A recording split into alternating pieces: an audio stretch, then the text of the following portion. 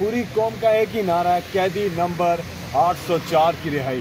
फैसल भाई ये बता दें कि अब इस्लामाबाद के लिए तैयारियां पकड़ रही है पाकिस्तान तहरीक इंसाफ के, हम धरना भी हो सकता है, लॉन्ग मार्च भी हो सकता है, तो बिल्कुल वाकईतन वर्कर तैयार है, आप भी लीड करने को तैयार हैं?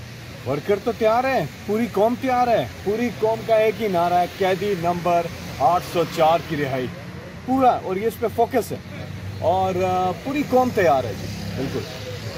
आपकी पार्टी से कुछ लोग कह रहे हैं कि हम एस्टेब्लिशमेंट के कोई अहम लोगों से खुद बात करना चाहते हैं, मौजूदा पीडीएम की हुकूमत से बात नहीं करना चाहते।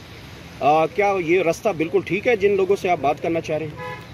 देखिए बात सुने, मैंडेट की बहाली जो है ना, वो स्टार्टिंग पॉइंट है किसी किस्म की भी डिस्कशन का, और अगर जो अवाम ने जो वोट जिसको दिए हैं वो उधर ही निकलने चाहिए, और अवाम का दिया हुआ मैंडेट जो है वो बहाल हो, तो फिर इन पार्टीज़ के साथ बैठ के बातचीत हो सकती है, लेकिन उसका स्टार्टिंग पॉइंट है अवाम का जो मैंडेट है उसकी बहाली।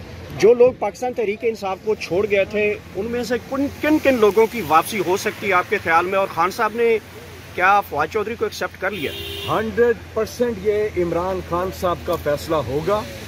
जो भी वो फैसला करेंगे वो हमें तो ज़ाहिर है कबूल होगा, और जो भी फैसला ये इमरान खान साहब ने करना है, क्योंकि इमरान खान से ज़्यादा बेहतर तो इस पार्टी को कोच कोई नहीं जानता कि किसको आना चाहिए किसको नहीं आना चाहिए। ये तो 100% इमरान खान साहब का फैसला है जी, और जो भी वो फैसला करेंगे वो हमें पता चल जाएगा।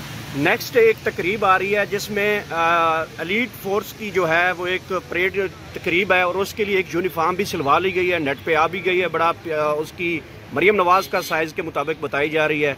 तो यूनिफॉर्म के पहनने के साथ पुलिस यूनिफॉर्म, वो फिर कल आपकी पार्टी कहती है एक चक्कर बहावल नगर का भी लगा लेना था यूनिफॉर्म के साथ, तो एलीट यूनिफॉर्म पहन रही है। ये वज़ीर आला के लिए कुछ समझाएंगे आप उनको कैसी?